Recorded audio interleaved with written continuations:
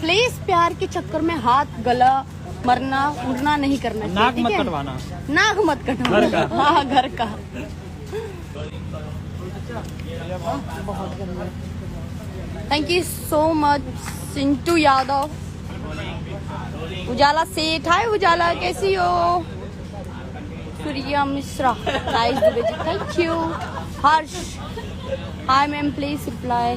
मैं तो आपसे करूंगा मेरे से शादी।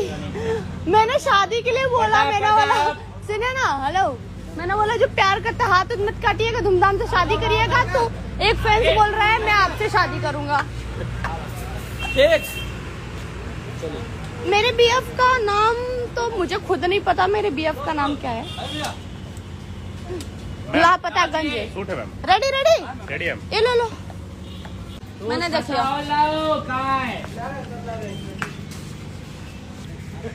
बट मैं जैसे ही फ्री होंगी वैसे आप लोगों से जरूर बात करूंगी लाइव आके। हाँ मम्मा, अरे बोटवा के लिया कि ये पंखवा लगा दो ना।